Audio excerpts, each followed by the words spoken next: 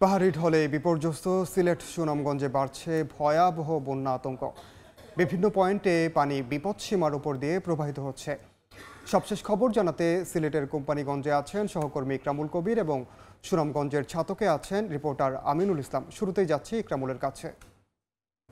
ইকরাম, আমি এই মুহূর্তে আছি কোম্পানিগঞ্জের ভোলাগঞ্জ যে সাদা পাথর, সেই সাদা পাথর নৌকা ঘাটে এবং দেশের অন্যতম একটি জনপ্রিয় পর্যটন কেন্দ্র এই সাদা পাথর। এই সাদা পাথরে ঈদের দিন থেকে অর্থাৎ গত কয়েকদিন থেকেই যে পানি উঠে যায়, হঠাৎ করে পানি উঠে যাওয়ার পরে এই সাদা পাথরে পর্যটকদের যাওয়া নিষিদ্ধ করা হয়েছে এবং বিভিন্ন জায়গা থেকে যারা পর্যটকরা এখানে আসছেন এই ঘাট পর্যন্ত এসে বা বিভিন্ন জেলা থেকে সিলেটের বাইরে থেকে যারা আসছেন এই ঘাট পর্যন্ত এসে তারা এখানে থেমে যাচ্ছে।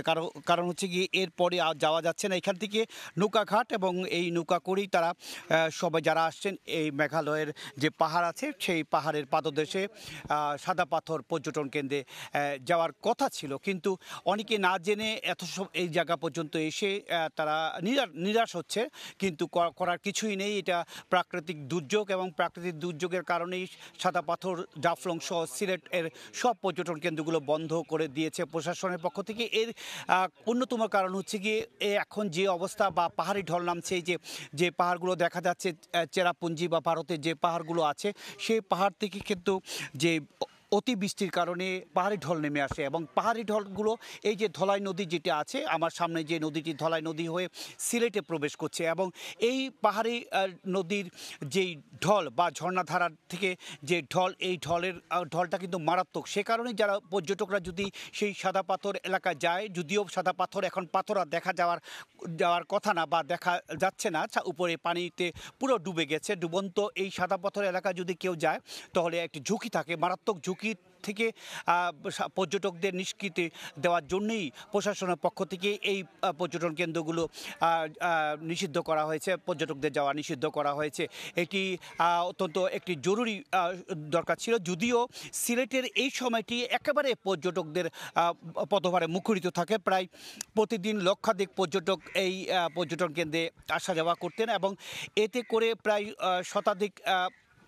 প্রায় 100 কোটি টাকার উপর ক্ষতি হয়েছে পর্যটন খাতে। হোটেল, মোটেল, রিসোর্ট এবং এই সমস্ত এলাকায় যে ব্যবসাপাতি আছে, দোকানপাট আছে, সব কিছু মিলে একটি বড় ধরনের ক্ষতির মধ্যে পড়ে গিয়েছে এবার ঈদের সময়। মোটামুটি এই ছিল যে বন্যার কারণে সিলেটের পর্যটন কেন্দ্রগুলো যে বন্ধ রয়েছে, পর্যটকরা এসে নিরাশ হয়ে ফিরে যাচ্ছেন। তার সবশেষ খবর এবার আমি চলে যাচ্ছি সুনামগঞ্জের খবর জানার জন্য। সেখানে রয়েছে আমাদের সহকর্মী আমিনুল ইসলাম, তিনি জানাচ্ছেন সেখানকার সর্বশেষ বন্যা পরিস্থিতি। দর্শক, এই মুহূর্তে সুনামগঞ্জের যে খবরটি রয়েছে আমরা জানিতে চাই। সুনামগঞ্জের প্রায় 12টি উপজেলার 6 লাখের বেশি মানুষ কিন্তু পানিবন্দী জীবনযাপন করছেন। অনেকেই আশ্রয় কেন্দ্রে রয়েছেন, প্রায় 10,000-এর বেশি মানুষ আশ্রয় কেন্দ্রে। আমরা এই মুহূর্তে একটি হাসপাতাল দেখাতে যাই। আমরা রয়েছি ছাতক উপজেলায়। ছাতক উপজেলার এই হাসপাতালটির প্রায় 30টির বেশি মানুষের চিকিৎসা সেবা প্রাপ্তির একমাত্র ভরসা। কিন্তু আপনি দেখেন যে এই মুহূর্তে হাসপাতাল যারা আসছেন তারা কিন্তু প্রায় হাঁটু সমান জল মারিয়ে হাসপাতালে সেবা নিতে হচ্ছে। একেবারে আমরা যদি জরুরি বিভাগ দেখাই, একদম জরুরি বিভাগ থেকে শুরু করে নিচতলায় যতগুলো কক্ষ রয়েছে হাসপাতালের, সবগুলো আসলে এই মুহূর্তে পানিতে নিমজ্জিত। এখানে হাসপাতালের চিকিৎসক যারা রয়েছেন তারা সকাল থেকে আমরা তাদের সঙ্গে কথা বলেছি, তারা যেটি জানিয়েছেন যে রাত থেকে একদম শুরুর দিন থেকে, এই বন্যা প্লাবনের শুরুর দিন থেকে তারা এভাবেই কাজ করছেন এবং যতটা সম্ভব তারা হাসপাতালের মালামাল যেগুলো রয়েছে সেগুলো বাঁচানোর জন্য নিচে যে মালামাল ছিল, ঔষধপত্র থেকে শুরু করে একেবারে ফ্রিজ, পাশাপাশি অন্যান্য যেসব উপকরণ রয়েছে, হাসপাতালের যত আসবাবপত্র তারা উপরে তুলেছেন। তারপরেও এই চিকিৎসা সেবা চালিয়ে নিতে যতটা সম্ভব আসলে তারা চেষ্টা করছেন। আপনারা এই মুহূর্তে জরুরি বিভাগের ছবি দেখছেন। জরুরি বিভাগে কিন্তু এখানে যারা রয়েছেন, যারা রোগী সেবা নিতে আসছেন, তাদেরকে চিকিৎসা দেওয়া হচ্ছে। নিচে পানি, কিন্তু উপরে তারা কাপড় যতটা সম্ভব বাঁচিয়ে, তাদের মালামাল বাঁচিয়ে তারা চেষ্টা করছেন এই সেবা চালিয়ে নিতে।